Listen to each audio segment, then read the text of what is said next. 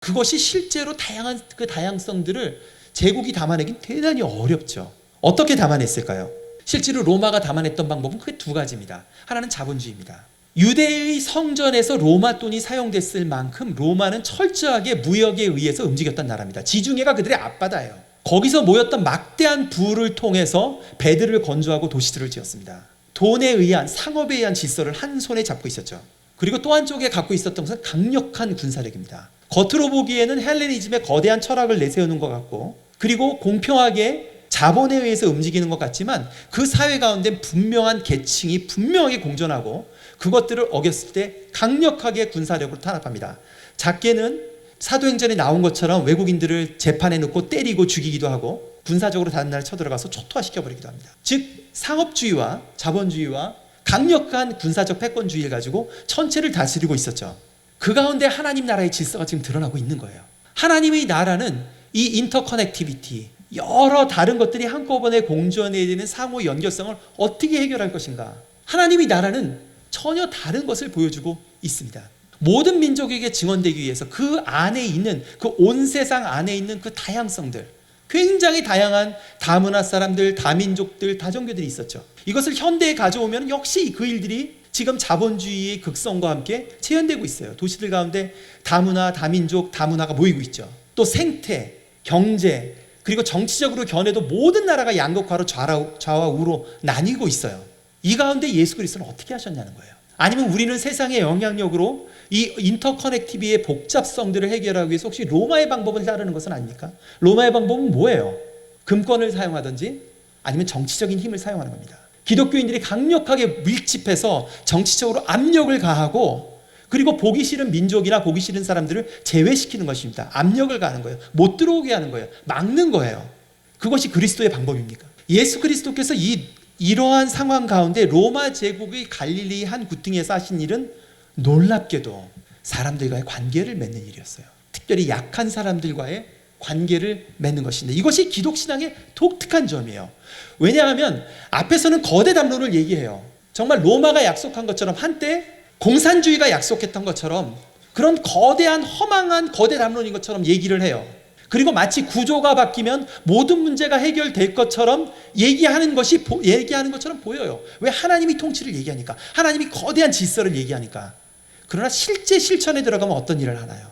그것은 전체적인 하나님이 통치를 꿈꾸면서도 실제는 사람들을 만납니다. 그리고 그들을 사랑합니다. 그리고 그들을 위해서 생명을 줍니다.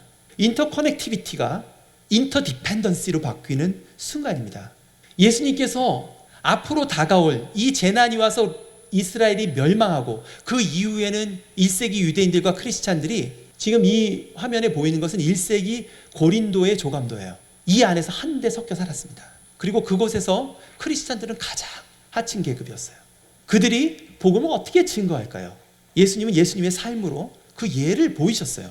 그것은 갈릴리의 20대 30대 청년들과 같이 모여서 사는 것이었습니다. 그들과 관계를 맺고 그들에게 전생애를 드리는 것이었습니다. 그리고 그들을 위해서 죽는 것이었어요. 저는 그 생각을 해봐요. 오늘 좀 이따 우리 손 선교사님도 엘렌 허시가 말한 커뮤니타스에 대해서 얘기를 하는데요. 저는 커뮤니타스라는 말 대신 숲이라는 말을 하고 싶어요. 왜냐하면 이거 실제로 이사야서에서 예수님이 비전 스테이트먼트로 읽었던 이사야 61장에 나오는 표현입니다. 그들을 의의 숲이라고 부르리라, 의의 나무라고 부를 것이다 라고 예언하고 있습니다. 숲은 작게 시작합니다. 그리고 아주 조그만 생태계를 맺어요. 그리고 경계를 넘어서서 변화시킵니다. 작게 시작해서 전체를 변화시켜요. 예수님께서 이 로마 제국 가운데 시작하신 일은 인터디펜던시, 서로 의존하는 작은 공동체를 만드는 일이었어요. 아니면 우리도 한때 유대인들이, 제자들이 착각했던 건물을 찾을 것인가요? 돌 위에 돌 하나도 남지 않는 이것을 추구할 것인가요? 두 가지가 어떻게 다릅니까? 두 가지 메타포는 크게 다릅니다. 숲은 기본 DNA만 공유합니다. 반면에 건물을 지으려면 치밀하게 계획해서 모든 것을 디자인을 중앙에서 해야 됩니다. 숲은 자발적으로 커집니다. 때가 되면 커집니다. 앞당길 수 없어요. 계절이 필요합니다. 성령의 도우심이 필요합니다. 반면에 건물은 전략적으로 천재들이 중앙에서 해야 됩니다. 숲은 자기 경계야만 머물 수가 없어요. 본질상 사방으로 튀어갑니다. 그러면서 또 다른 숲을 만들어내요. 그러나 건물은 그 안에만 있어야 됩니다. 숲은 굉장히 다양한 모습의 선교들이 존재합니다.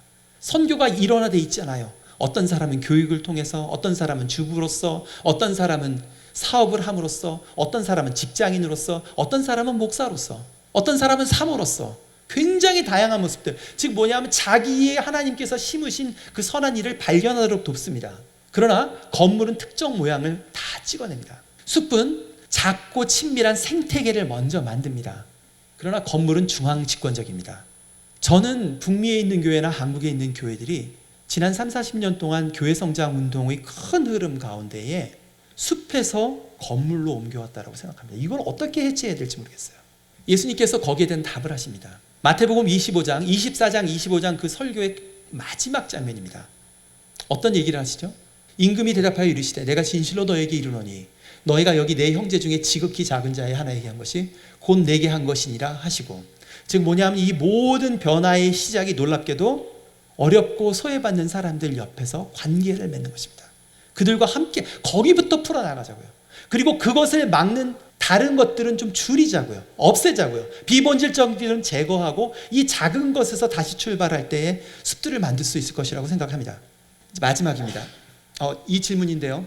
이 세 번째 주제에서 여러분들에게 던지는 질문, 우리가 어떻게 예수 그리스도의 그 제자도의 심플함으로 돌아갈 수 있을까? 라고 하는 질문입니다. 이제 5분 남았는데 마지막 얘기를 하려고 합니다. 커뮤니티 오브 호프라고 하는 얘기를 좀 하려고 합니다. 24장 14절은 이것으로 끝이 납니다. 그제야 끝이 오리라. 예수님이 이 말씀을 하셨던 이유는 뭘까요? 예수님이 예언한 대로 AD 70년에 전쟁이 일어났습니다. AD 66년부터 밀란이 계속 일어나죠. 그리고 AD 70년에는 평상시에 15만 정도만 모이는 예루살렘에 100만 명이 다 모였었어요. 거의 이스라엘 본토에 있는 사람이 다 모였습니다. 그것을 로마가 6개월 동안 성을 둘러쌉니다. 그리고 그 안에서 굶어 죽기 시작해요. 끔찍한 비극입니다. 그리고 로마가 들어왔을 때 보복으로 다 죽여버렸어요. 엄청난 재난이죠. 이 일을 겪고 실제로 남은 유대인들은 디아스포라 유대인들이었어요. 상당수가. 그들이 이것을 봤을 때 얼마나 허망했을까요? 또 유대교적 배경을 가진 크리스찬들이 얼마나 허망했겠어요. 왜? 그 땅 가운데에 구약의 예언대로 예루살렘 가운데 메시아가 와야 되는데 그 성전부터 시작해서 그 나라가 싹쓸이로 다 없어져 버린 거예요. 너무너무 슬픈 일이죠. 그리고 다니엘서에서 예언했던 적그리스도, 마지막 그 거대한 괴물, 바다에서 나온 그 거대한 괴물이 하나님의 백성들을 다 죽여버린 것 같아요. 하나님의 나라를 다 죽여버린 것 같아요. 그 가운데 이 말씀을 하고 계시는 겁니다. 그제야 끝이 오리라고. 아직 진 게 아니라고. 너희들을 멸망시켰던 그 온 세상 가운데 복음이 승리할 거라고, 선포될 거라고, 그제야 끝이 오는 것이고 아직 끝난 것이 아니라고 말하고 있는 것입니다. 이것은 굉장한 소망의 얘기를 지금 하고 있는 겁니다. 이 사진은 2013년 테러가 일어났던 파키스탄의 온성도 교회입니다. 파키스탄은 2억 7천만 명가량의 사람들이 살고 있는데 그 중에 대부분이 강성 무슬림들입니다. 약 3%가량이 기독교인입니다. 이 땅에서 기독교인으로 사는 것은 너무나 힘들고 위험한 일입니다. 2013년 페샤와르에서 주일날 예배드리고 점심 먹으러 나오고 교제하는 이 가운데 자살폭탄 테러가 일어나서 100명이 죽었어요. 그 자리에서. 그 중에 절반이 어린애들이었습니다. 이제 죽었을 때 이제 슬퍼하는 장면들인데요. 여기에 가서 일하던 한 장로교 목사가 있었어요. 93년에 들어갔죠. 그리고 거기에 속해 있는 파키스탄, 원래는 장로교 목사지만 파키스탄 교단의 전도부장이 됐어요. 그리고 이 페샤와르에 들어가서 그 교회를 목회를 했었어요. 그들이 죽었다는 소식을 듣고서는 2013년에 이들이 신학교 교수로 있던 걸 그만두고 들어갑니다. 그리고 그들을 섬기기 시작해요. 이 땅 가운데 기독교인으로 사는 것이 늘 승리만 있는 것은 아닙니다. 사실은 반대예요. 십자가를 지는 것이 마땅합니다. 그런데 무엇이라고 얘기를 하죠? 불법이 성하고 사람들의 사랑이 식어지겠지만 그게 끝이 아니라고. 그게 끝이 아니라고. 이 온 세상에 오히려 복음은 승리할 것이라고 얘기합니다. 소망의 복음을 얘기하고 있는 것입니다. 마태복음을 우리가 읽어보면요, 28장 가운데 중간에 큰 기착점이 있습니다. 그것은 가이사랴 빌립보입니다. 그 전까지 예수님을 따르고 그 많이 따랐던 무리들, 그리고 수많은 기적을 행했죠. 그러나 가이사랴 빌립보에서 예수께서 십자가에 달려 죽으실 것을 말씀하시고 너희도 십자가를 져야 한다라는 얘기를 했을 때 대부분의 제자들이 떠납니다. 그리고 남아있던 제자들에게도 더 이상 기적이 일어나지 않아요. 그전에는 오병이어로 수많은 사람들을 먹였었는데 그때부터는 간질병 걸린 귀신 들리는 애 하나를 못 고칩니다. 왜 그럴까요? 왜 그럴까요? 예수님께서 부활하셔서 승천하실 때에도 배웁고 경배하나 아직도 의심하는 사람들이 있대요. 무엇을 의심한 걸까요? 저는 그것은 우리의 믿음이 본질적으로 십자가와 부활과 관련돼 있다라는 것을 믿지 않는 것입니다. 이것은 마틴 루터가 종교개혁에서 분명히 얘기했던 것이에요. 우리가 크로스 오브 글로리, 가스펠 오브 글로리, 영광의 복음을 택할 것인가, 아니면 가스펠 오브 크로스, 십자가의 복음을 택할 것인가 라고 분명히 종교개혁, 우리 개혁주의의 굉장히 중요한 정신 중에 하나입니다. 그러나 놀랍게도 우리가 다수가 되어야 되고 승리해야 되고 가시적인 결과를 봐야 한다라고 하는 생각들이 우리들 가운데 들어온 것은 아닙니까? 부활하신 예수님을 보면서도 여전히 그런 생각을 했던 제자들이 있었던 것 같아요. 그 제자들 가운데 성령이 임하신 것입니다.